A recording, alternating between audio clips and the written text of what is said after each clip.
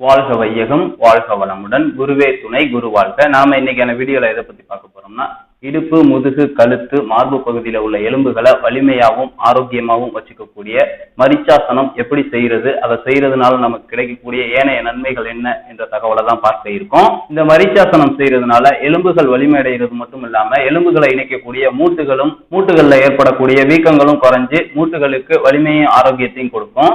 இப்ப இந்த மரிச்சாசனம் எப்படி செய்யலாங்கிறத பார்க்கலாம். அதுக்கு முன்னாடி கவனத்துல எடுத்துக்கக்கூடிய விஷயம், எந்த ஒரு ஆசனங்கள் செய்யறதுக்கு முன்னாடியும் ஆசன விதிமுறைகளை ஃபாலோ பண்ணணுங்கிறது மிகவும் முக்கியமான ஒண்ணு. அதற்கான வீடியோ என்ன நீங்க பார்க்கலன்னா அதற்கான லிங்க் கீழே டிஸ்கிரிப்ஷன்ல கொடுக்குறேன். ஃபர்ஸ்ட் அதை பார்த்துட்டு அதன்படி இந்த ஆசனத்தை செஞ்சு பழகுங்க. இப்ப ஆசனத்துக்குள்ள போயிடலாம். மரிச்சாசனம் உட்கார்ந்த நிலையில செய்யக்கூடிய ஆசனம். ஃபர்ஸ்ட் தண்டாசனத்துக்கு வந்துடலாம். கால்கள் ரெண்டையும் முன்னாடி நீட்டிக்கங்க. முழங்கால்களை மடக்காம நல்லா அமுக்கி நேரா தரையில படும்படி வச்சுக்கோங்க. முதுகெலும்பு, கழுத்து எல்லாம் நேரா இருக்கிற மாட்டம் நல்லா நிமிர்ந்து உட்காந்துக்குங்க.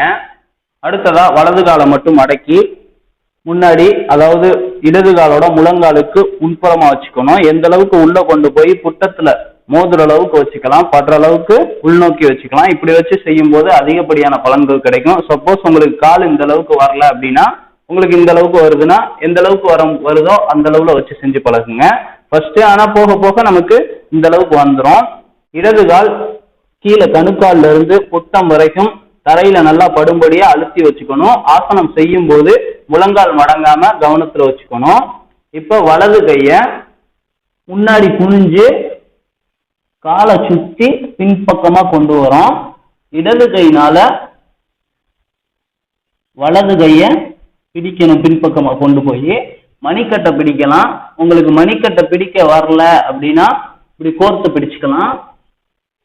இல்ல லைட்டா பிடிக்க முடியுதுன்னா எந்த அளவுக்கு முடியுமோ அந்த அளவுக்கு செஞ்சா போதும். இப்ப நான் உள்ளங்கைகள் ரெண்டும் படுற அளவுக்கு வச்சுக்கிறேன். கவனிக்க வேண்டிய விஷயம், வலது கை முன்னாடி குனிஞ்சு கால்களை சுத்தி பின்பக்கமா இடது கைய பிடிக்கணும். இப்போ மூச்சு காற்றை இழுத்துக்கிட்டே எந்த அளவுக்கு முடியுமோ அந்த அளவுக்கு நிமிருங்க. மூச்சு காற்றை வெளியேற்றிக்கிட்டே முன்பக்கமா குனியணும். இப்படி குனியும் போது உங்களுக்கு முடிஞ்ச அளவுக்கு போங்க. இதோட முழு நிலைமை, இந்த தாடை பகுதி போய் இந்த இடத்துல தொடணும், இல்ல நெற்றி பகுதி போய் முழங்கால தொடலாம். கைகளை எடுக்கக்கூடாது குனியும் போது. அதே சமயத்துல புட்டமும் தூக்கக்கூடாது. கீழே ஃபுல்லா புட்டத்துல இருந்து கணுக்கால் வரைக்கும் கீழே பதிஞ்சிருக்கணும். முழங்கால் தூக்கக்கூடாது. கைகள் இப்படி இறுக்கி பிடிச்ச வாக்குல தான் இருக்கணும், கோர்த்தே தான் இருக்கணும். கோர்த்து இருக்கிறத எடுத்துடக்கூடாது. இதே நிலையிலேயே 30 செகண்ட் இருக்கலாம். இயல்பான மூச்சு காத்தா தான் இருக்கணும். உடலில் எந்த ஒரு இறுக்கத்தையும் ஏற்படுத்தக்கூடாது. உடலை தளர்வான நிலையில் வைத்தே இந்த பயிற்சியை செய்து வர வேண்டும். 30 செகண்ட் முடிஞ்சதுக்கு அப்புறம் மூச்சு காற்றை இழுத்துக்கிட்டே நிமிர்ந்துக்கணும். கோர்த்திருக்க கைகளை ரிலீஸ் பண்ணி முன்பக்கமா கொண்டு கால்களை நீட்டி தண்டாசன நிலை. அடுத்ததா வலது காலை தூக்கி வச்சு செஞ்சோம், மடக்கி செஞ்சோம். இப்ப இடது காலை மடக்கி செய்யலாம். இடது காலை மடக்கி புட்டத்துல படும்படி முழங்காலுக்கு உள்பக்கமா பாதங்கள் நல்லா பதிஞ்சிருக்கணும். இப்ப முன்பக்கமா குனிஞ்சு இடது கைய காலை சுத்தி இறுக்கி பிடிக்கிற மாட்ட பின்னாடி கொண்டு வந்துக்கணும். வலது கையையும் பின்புறமா கொண்டு போய் மணிக்கட்டை பிடிக்கலாம், இல்ல கோர்த்து பிடிச்சுக்கலாம். கால்கள் நேரா தான் இருக்கணும், நேரா வச்சுக்கணும். முழங்கால்கள் இப்படி தூக்கக்கூடாது, நல்லா பதிய வச்சுக்கணும். மூச்சு காற்றை இழுக்கணும், இழுக்கும் போது நிமிரணும். திரும்ப மூச்சு காற்றை வெளியேற்றிக்கிட்டே முன்புறமா குனியணும். குனிஞ்சு நெற்றி இல்லை தாழை பகுதி தொடலாம் முழங்கால்ல. இதே நிலையில 20 செகண்ட்ல இருந்து 30 செகண்ட் நிக்கலாம். மூச்சு காற்று இயல்பா தான் இருக்கணும். உடல்ல எந்த ஒரு இறுக்கங்களும் இல்லாம தளர்வான நிலையிலேயே உடலை வச்சு இந்த பயிற்சியை செஞ்சு பழகணும்னா அதீத பலன்கள் நமக்கு கிடைக்கும். 30 செகண்ட் முடிச்சதுக்கு அப்புறம் மூச்சு காற்றை இழுத்து கொண்டே நிமிர்ந்துக்கணும். நல்லா நிமிரணும். எந்த அளவுக்கு முடியுமோ அந்த அளவுக்கு நிமிர்ந்துக்கணும். நல்லா நிமிர்ந்துட்டு அதுக்கப்புறம் கோர்த்திருக்க கைகளை ரிலீஸ் பண்ணி கால்களை நீட்டி தண்டாசன நிலை. ஒரு 30 செகண்ட் ரெஸ்ட் எடுத்துக்கலாம். இது ஒரு சுற்று. இது போல 3 சுற்றுக்கள் செய்யலாம். இப்ப 3 சுற்றுகள் முடிச்சதுக்கு அப்புறம் பச்சிமோத்தாசனம் கண்டிப்பா செய்யணும். ஏன்னா இந்த சைடு பிடிப்புகள் இருந்ததுன்னா அடுத்த ஆசனம் செய்யும் போது நமக்கு அது சரியாயிடும். மூச்சு காற்றை இழுத்துக்கிட்டு கைகளை மேல தூக்குங்க.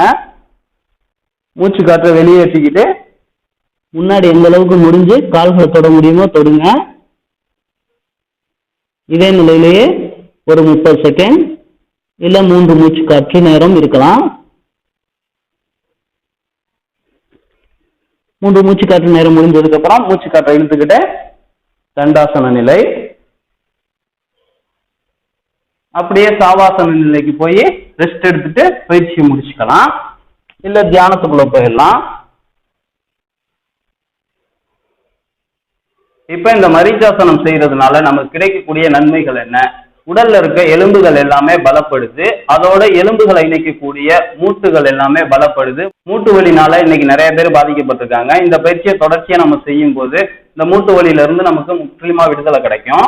அடுத்ததான் நம்ம கைகளை முழங்காலுக்கு இந்த பக்கமா கோர்த்து பிடிச்சு நம்ம இந்த பயிற்சியை செய்யறதுனால நம்மளுடைய முதுகெலும்பு பாத்தீங்கன்னா ஆப்போசிட் நெளியும். அதாவது குனியும் போது நம்ம நெஞ்சு பகுதியை இந்த தொடப்பகுதியில பட்டு இந்த நெஞ்சு கீழே போகாது. ஒரு பக்கத்து ஷோல்டர் மட்டும்தான் கீழே இறங்கும். அப்போ ஒன் சைடு மேல தூக்கியும் இன்னொரு சைடு கீழே இறக்கும் போது முதுகெலும்பை நம்ம முறுக்குற மாட்டோம் ஒரு அசைவை இந்த முதுகெலும்புக்கு கொடுக்குறோம். இதனால இந்த முதுகெலும்புல இருந்து பிரியக்கூடிய நரம்புகள் எல்லாம் ஊக்குவிக்கப்பட்டு அந்த நரம்புகள் எந்தெந்த உறுப்புகளுக்கு சம்பந்தப்பட்டிருக்கோம் அந்த உறுப்புகள் எல்லாமே சுறுசுறுப்பு அடையுது. அதோட இயல்பான நிலைக்கு திரும்பி அதோட வேலையை சீரா செய்யறதுக்கு இந்த ஆசனம் பயன்படுது. அதோட ரத்த ஓட்டம் எல்லாமே உள்ளுறுப்புகளுக்கு சீரா பாயிறதுனால அதோட வேலைகள் இயல்பான நிலையிலேயே இருக்குது. நெஞ்சுக்கு கீழ்ப்பகுதியில உள்ள உறுப்புகளும் இடுப்புக்கு மேல் பகுதி உள்ள உறுப்புகளுக்கும் நல்ல ரத்த ஓட்டம் சீரா பாயிறதுனால இந்த உள்ளுறுப்புகள் எல்லாமே ஊக்குவிக்கப்படுது. குறிப்பா பாத்தீங்கன்னா கணையமும் கல்லீரலும் தன்னோட வேலையை சீரா செய்யுது. நிறைய பேருக்கு இன்னைக்கு மது பழக்கம், இந்த சிகரெட் குடிக்கிறது, இது போன்ற பிரச்சனைகள்லாம் இருக்கு. இதனால பாதிக்கப்படுறது என்னன்னு பாத்தீங்கன்னா கல்லீரல் தான். இந்த பயிற்சியை அவங்க தொடர்ச்சியா செஞ்சு வரும்போது என்ன ஆகுதுன்னு பாத்தீங்கன்னா கல்லீரல் கெட்டு போயிருந்தாலும் இல்ல தன்னோட இயல்பான நிலையிலிருந்து மாறி இருந்தாலும் திரும்ப ரெக்கவர் ஆகி நல்ல ஆரோக்கியமான நிலைக்கு அது வருது. சிலருக்கு பாத்தீங்கன்னா தியானம் செய்யும் போது முதுகு பகுதியில அதிகப்படியான வலிகள் இருக்கும். காரணம் முதுகெலும்புல அவங்களுக்கு பிரச்சனை இருக்கும். இந்த பயிற்சியை தொடர்ச்சியா அவங்க செய்யும் போது முதுகு தண்டுவடத்துல இருக்கக்கூடிய பிரச்சனைகள் எல்லாமே சரியாகி தியானத்துக்கு உடலை தயார் நிலைக்கு கொண்டு போகுது. அடுத்ததா விளையாட்டு துறையில இருந்தாங்கன்னா அவங்களுக்கு கால்களோட ஆரோக்கியமும் அதோட வலிமையும் ரொம்ப முக்கியமா இருக்கும். இந்த பயிற்சியை அவங்க தொடர்ச்சியா செய்யும் போது கால்களோட வலிமை அதிகரிக்குது. தொடைப்பகுதியில உள்ள கொழுப்புகள் சீக்கிரமா கரையும். அதோடு சிலருக்கு பாத்தீங்கன்னா உள்ளுறுப்புகளை சுத்தி கொழுப்பு போன்ற ஒரு படலம் உருவாயிருக்கும்.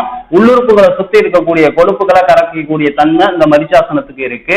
அதோடு இந்த ஆசனம் செய்யறதுனால இதயம் தன்னோட வேலையை சீரா செய்யுது. உடலுக்கு எல்லா பக்கத்துக்கும் ரத்தம் நல்லா பாயிறதுனால உடலுக்கு எல்லா உறுப்புகளுக்கும் ஆக்சிஜன் முறையா கொண்டு போய் சேர்க்கப்படுதுங்கிறத சொல்லி இந்த வீடியோவை நிறைவு செஞ்சுக்கிறேன்.